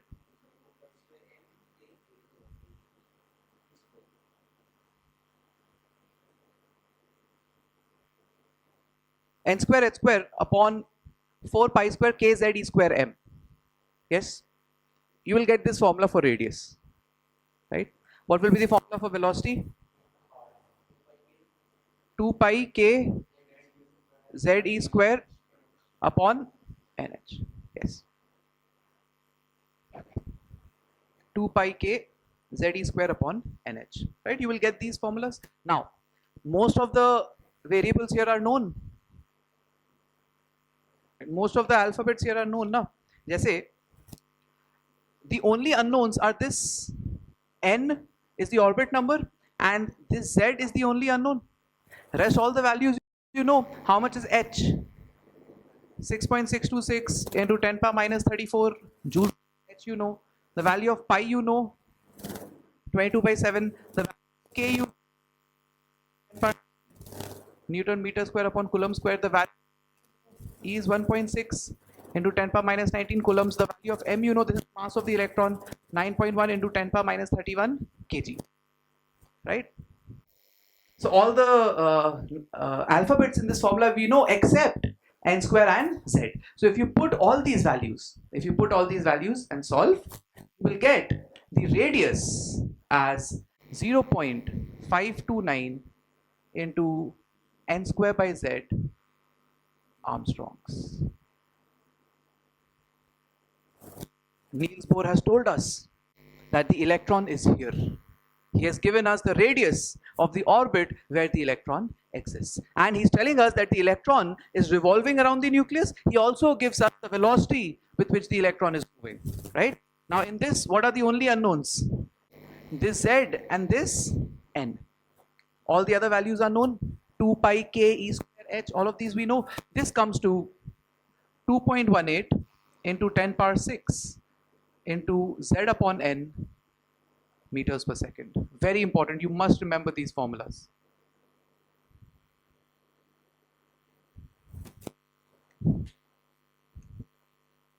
Okay. Right? So Bohr has given us the radius.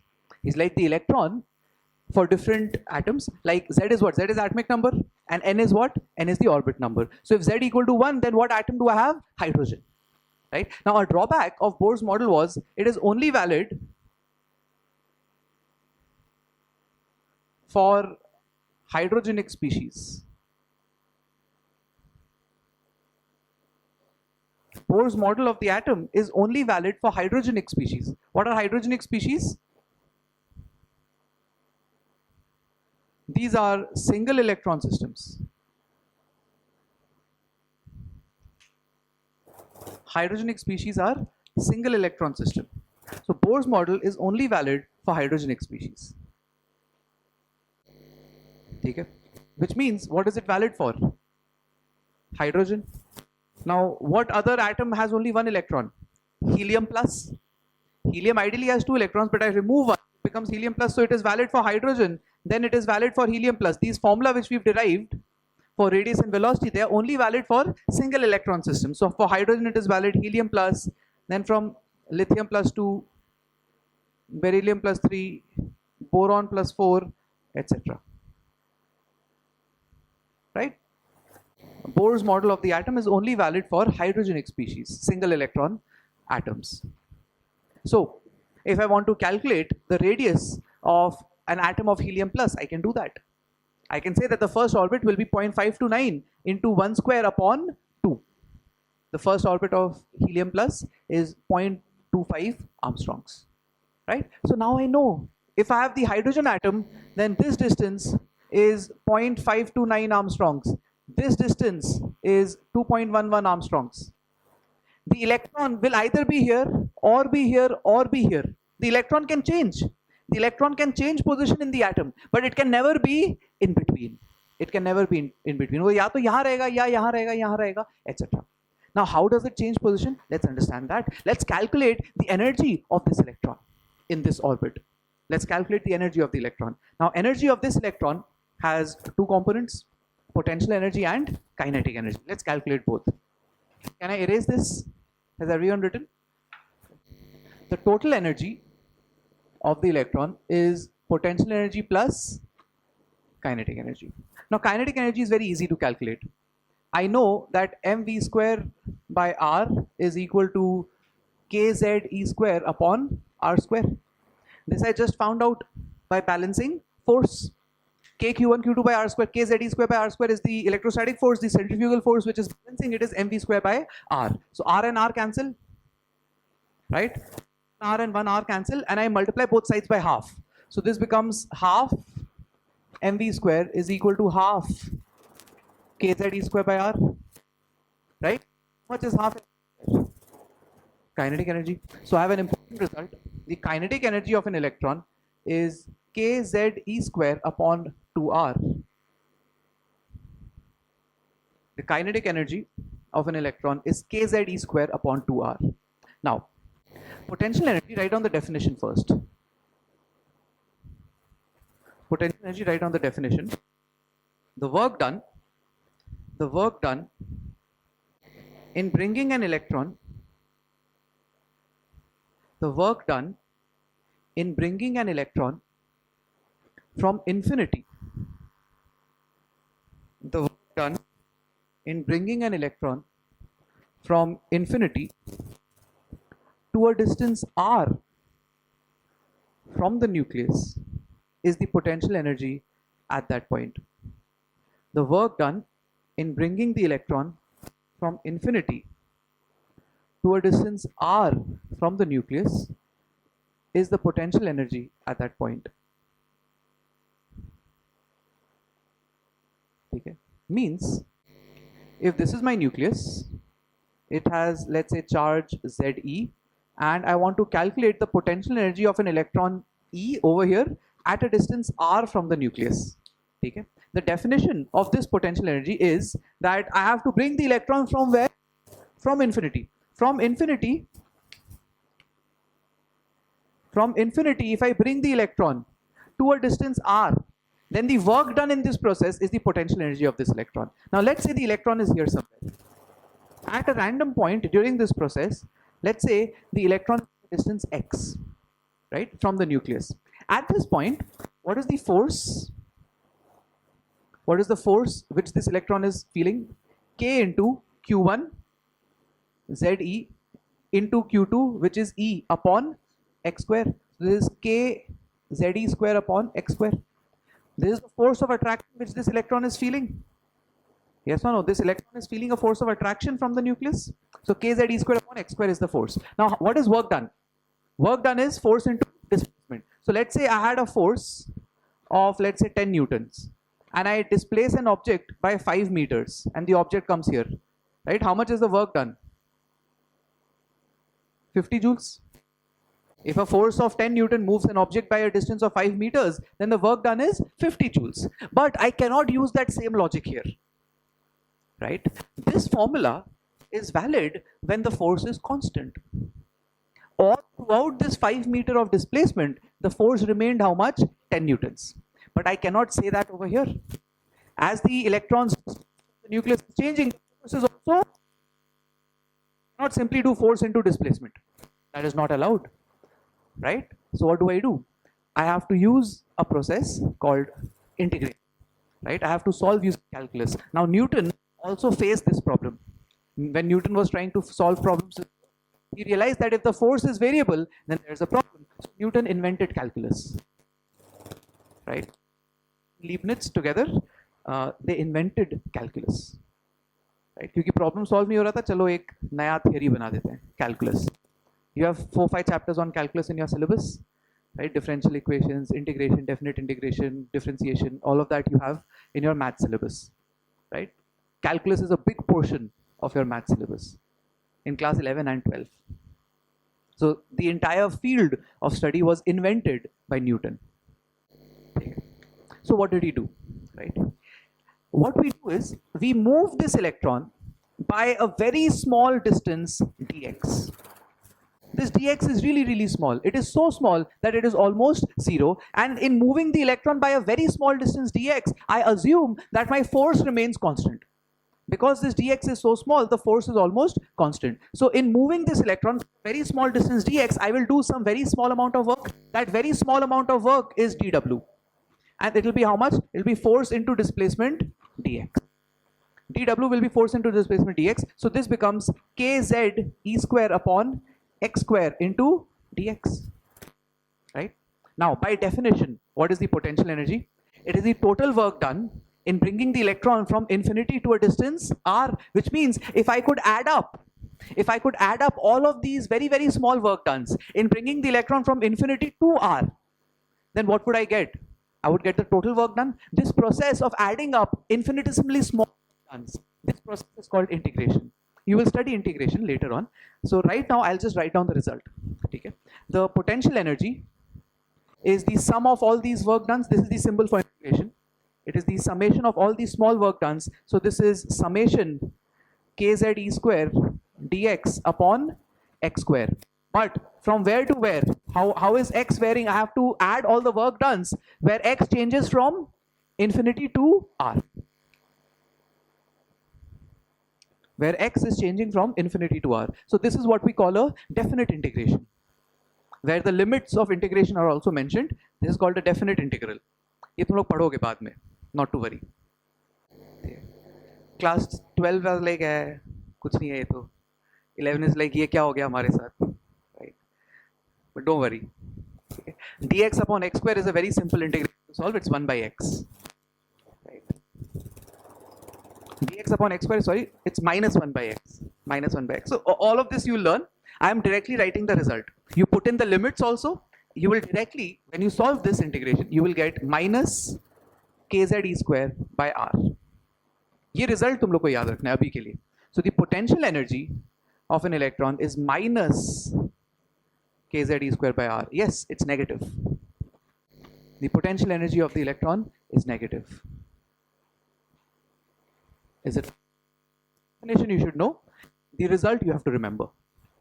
Even if you don't understand the mathematics over here, that you will understand soon.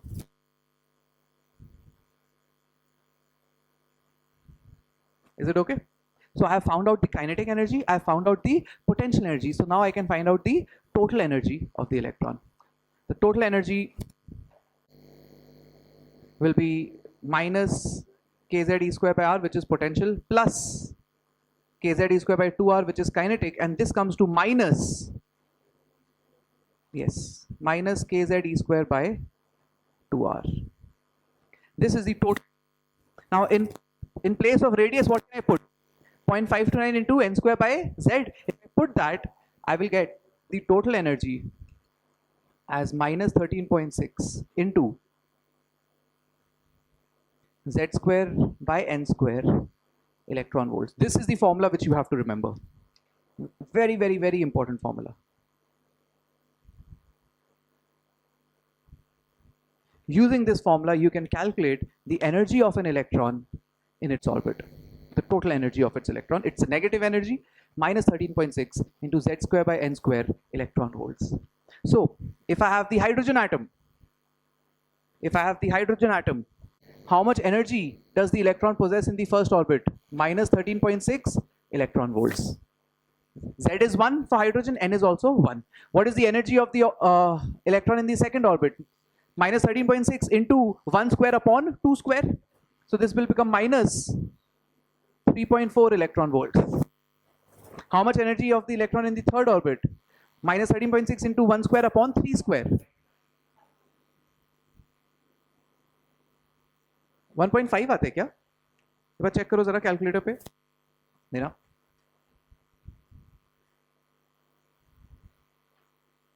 1.51, sorry, my bad.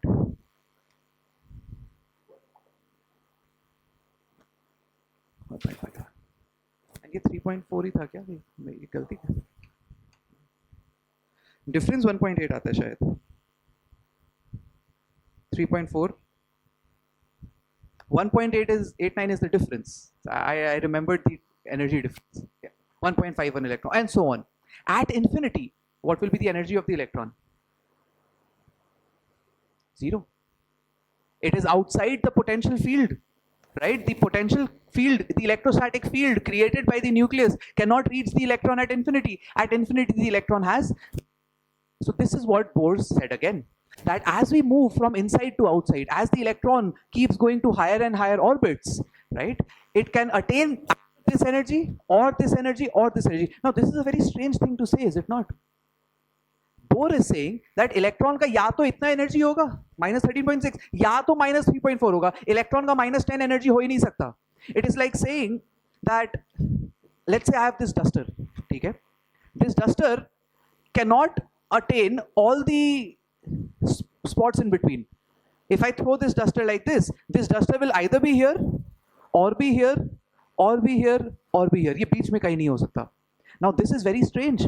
This quantization of energy levels is what classical mechanics could not explain, because it is difficult to visualize on a macro level, right? On large objects like balls and dusters, we cannot visualize this. ये सोच के अजीब लगता है ना कि duster इधर रह सकता है, इधर रह सकता है, बीच में कहीं नहीं आ सकता duster. It's something like that. The electron can be here or here. It can have an energy this much or this much. But it cannot have an energy minus 10 electron volts. It is impossible for the electron to have that much energy, right? This is what quantum mechanics is based on the quantization of energy levels. That you can have this much energy or this much or this much. You cannot be in between. Cannot be in between. Now, this model of the atom actually confirmed the hydrogen spectrum, which we will discuss in the next class. Now, what Bohr was saying was, this electron can absorb energy. And in the process of absorbing energy, what happens? It can go from lower orbits to higher orbits. It can absorb energy and go that way. But when the electron jumps from higher orbit to lower orbit, it could jump like this directly over here, or directly over here, or like this, like this. In many ways it can jump. It is losing energy, right? Let's say the electron jumps from here to here. Let's say the electron in hydrogen jumps from orbit number 3 to orbit number 2. It is possible. What is the difference in energy? 1.8 electron volts. This is the difference in energy. Yes or no? So when an electron jumps from here to here, it will release a photon. Here it has energy minus 1.51. Here it has energy minus 3.14. So this 1.81 electron volt will be released in the form of a photon, right? And this photon has wavelength. You can calculate that. If this photon has energy 1.8 electron volt, you can calculate its wavelength, right? 12400 upon 1.8, kitna aa raha hai wavelength? 12400 divided by 1.8, the wavelength comes to 6888, around 6900 Armstrongs, right? And this lies where? In the visible range. From 3800 to 7600 is visible. This 1.8 electron volt of photon has wavelength 6888 Armstrong, right? This is a visible photon. So when the electron jumps from orbit 3 to orbit 2, it releases visible light. So whenever electrons gain energy, they go from lower to higher orbits, and then in the higher orbits they feel unstable, so they jump back to the lower orbits, and in the process they release photons. These photons could be ultraviolet, infrared, visible, many kinds of photons could be emitted. Depends on what? Depends on the difference in energy, right? क्योंकि ये या तो इस energy पे होगा या ये इस एनर्जी पे होगा. जब ये जंप करेगा तो जितना डिफरेंस इन एनर्जी था उतना एनर्जी का फोटोन निकल के आएगा. Yes, and that is what is happening all around us right now. Light कैसे जल रहा है? What is happening inside this tube light right now? Electrical energy is taking the electrons in the gas which is filled inside this tube to higher orbits. When the electron gains energy, it can gain energy in many forms. It can gain electrical energy, it can gain heat energy. But when it loses energy, that is always in the form of photons, right? So in the bulb, that is what is happening right now. Yes, electrons are gaining energy, electrical energy is being gained, they are jumping to higher orbits, and they are jumping back to the ground state, they are jumping back to the lower orbits, and in the process they are emitting photons. And these photons we can see, right? Zillions and zillions of electronic transitions are happening right now. That is why these photons are coming out. That is how electrical energy is being converted to light energy, right? Electronic transitions are happening. Are you getting it? That's how we are seeing. Yes or no? Right? Why is this chair red? How can we see this chair? It does not emit light. It reflects. Yes. So understand, how do we? Red photon has a certain amount of energy. Be hc upon 7600, that will be the energy, and when that photon falls on our eye, it creates an electrical impulse which has a certain amount of energy, and that electrical impulse is understood by our brain as red. And different photons will create different energy impulses, and these different energy impulses in our brain are understood as different colors, right? We can understand it. Now this chair is not red color. We will say it is red pigment. What is happening is violet, indigo, blue, VIP, GYOR, all the photons are falling on this chair. This chair is absorbing all the photons, but it is reflecting the red photons. These red photons fall on our eye, and it makes us see the chair as red. This bag is black in color. What is happening essentially is it is absorbing all the photons. It is not reflecting any photons, so it appears black.